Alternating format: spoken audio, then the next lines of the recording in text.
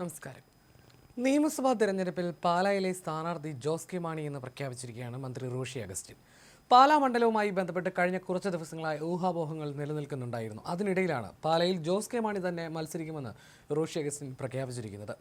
LDF വികസന മുന്നേറ്റ യാത്രയുടെ ഭാഗമായി അടിമാലിയിൽ നടത്തിയ വാർത്താ സമ്മേളനത്തിലായിരുന്നു റോഷി അഗസ്റ്റിന്റെ ഈ പ്രഖ്യാപനം. എന്നാൽ ഇക്കാര്യം പാർട്ടി തീരുമാനിക്കുമെന്ന് ജാഥ ക്യാപ്റ്റൻ കൂടിയായ ജോസ് കെ മാണി പ്രതികരിച്ചു.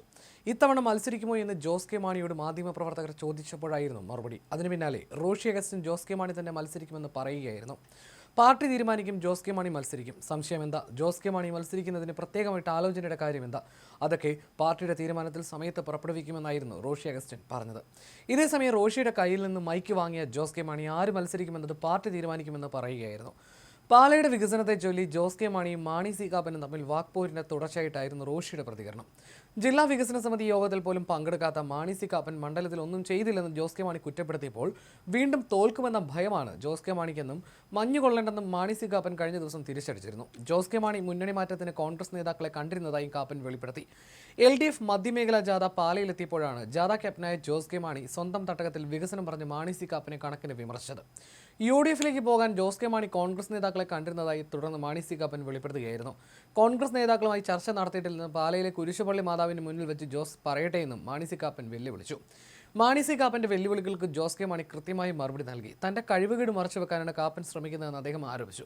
അരി എത്ര എന്ന് ചോദിക്കുമ്പോൾ പയർ അഞ്ചാഴി എന്ന് പറയുന്ന വെല്ലുവിളിയായി ഇതിനെ കാണുന്നില്ല. ആര് മത്സരിക്കണമെന്ന് പാർട്ടി തീരുമാനിക്കും, അതനുസരിച്ച് മുന്നോട്ട് പോകുമെന്നും ജോസ് കെ മാണി വ്യക്തമാക്കിയായിരുന്നു.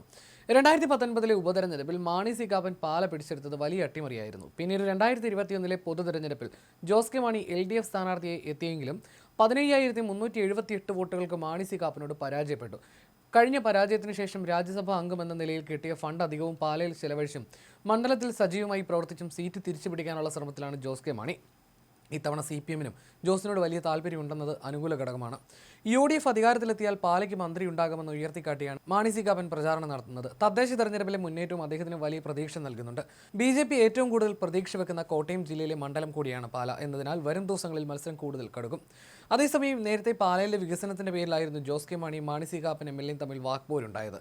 KM മാണി ചെയ്ത വികസന പ്രവർത്തനങ്ങൾ മാത്രമാണ് പാലയിൽ നടന്നതെന്നും ജില്ലാ വികസന അവലോകന യോഗങ്ങളിൽ കാപ്പൻ പങ്കെടുക്കുന്നില്ലെന്നുമായിരുന്നു ജോസ് കെ മാണിയുടെ ആരോപണം. എന്നാൽ വീണ്ടും മത്സരിച്ചാൽ തോൽക്കുമെന്ന ഭയമാണ് ജോസിനുള്ളതെന്നായിരുന്നു മാണി സി കാപ്പൻ ഇതിന് മറുപടി നൽകി. മാത്രമല്ല മാണി സി കാപ്പനെതിരെ ജോസ് കെ മാണി ഉയർത്തിയ ആരോപണങ്ങൾക്കും അദ്ദേഹം മറുപടി നൽകിയിരുന്നു. പാലയിലെ പദ്ധതികൾ എങ്ങനെയാണ് മുടക്കിയത് എന്നാണ് ജോസ് കെ മാണി വാർത്താ സമ്മേളനത്തിലൂടെ പറഞ്ഞത്. പദ്ധതികൾക്ക് അദ്ദേഹം വിഘാതം സൃഷ്ടിക്കുന്നു. പാലയിലെ വികസനത്തിനായി മാണി സി കാപ്പൻ ഒന്നും ചെയ്തിട്ടില്ലെന്നും ജനങ്ങൾക്ക് ചൂണ്ടിക്കാണിക്കാൻ ഒരു പ്രാദേശിക പദ്ധതി പോലും അവിടെ ഇല്ലെന്നും ജോസ് കെ മാണി ആരോപിച്ചിരുന്നു. പാലയിലെ ജനങ്ങൾ രാഷ്ട്രീയ പ്രബുദ്ധരാണെന്നും അവർക്ക് കാര്യങ്ങളെക്കുറിച്ച് നല്ല വിവരമുണ്ടെന്നുമായിരുന്നു മാണി സി കാപ്പൻ ഇതിന് മറുപടി നൽകിയത്.